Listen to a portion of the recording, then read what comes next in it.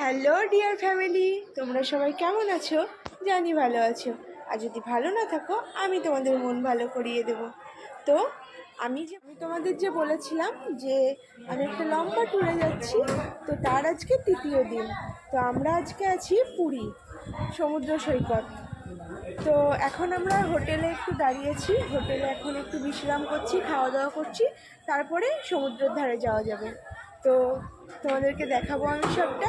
তো দেখো, আমি এখন যে হোটেল রুমটায় আছি, চলো তোমাদের আমি ওই হোটেল রুমটাকে আগে ভালো করে দেখিয়ে দিই। এখানটায় বলতে গেলে খুবই ভালো ব্যবস্থা আমাদেরকে দেওয়া হয়েছে। একদম বাড়ির মতনই আমাদের ফিল হচ্ছে, আমাদের মনেই হচ্ছে না যে আমরা ঘুরতে এসেছি। তো বাড়ির মতনই খাট, টিভি, আলনা, বসার চেয়ারও দেওয়া হয়েছে, আবার অ্যাটাচ বাথরুম পায়খানাও আছে। তো এরপরে আমরা একটু বাইরে স্নান করতে যাব আমরা আরেকটু পরে।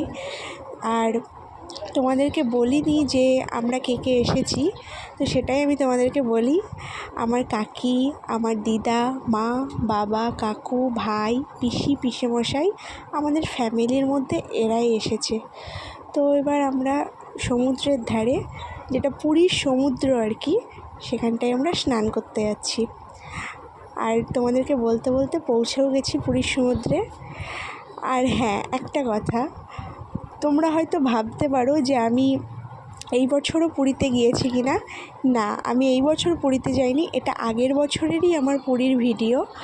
তো সেটাই সবাই দেখছি এই সময়টায় পুরীতে আবার যাচ্ছে। তো তাই আমারও ইচ্ছা করলো যে আমার তো আগের বছরের ভিডিও আছে, তো সেটাই আমি এই বছর আপলোড করলাম। তো আমি এত মজা করেছি আর এত ভালো লেগেছে, ফার্স্ট টাইম বলে কথা। আর তোমাদেরকে একটা কি বলবো, অসাধারণ একটা অনুভূতি হয়েছে আমার।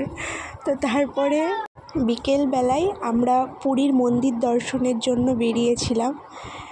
আমাদের যে ট্যুরিস্ট বাসে যে সবাই যারা ছিলাম, আমরা সবাই মিলেই বেরিয়েছিলাম। তো তাই পুরীর মন্দির দর্শন করে একটা আলাদাই একটা মনের মধ্যে শান্তি চলে এসেছিলো। এটা একটা আলাদাই একটা অনুভূতি, বলে বোঝানো যাবে না। আমরা মন্দিরের ভেতরেও প্রভু জগন্নাথকে দর্শন করতে গিয়েছিলাম, কিন্তু ভেতরে তো ফোন অ্যালাউড নেই, তাই আমরা নিয়ে যেতে পারিনি। বাইরে থেকেও তোমরাও দর্শন করে নাও।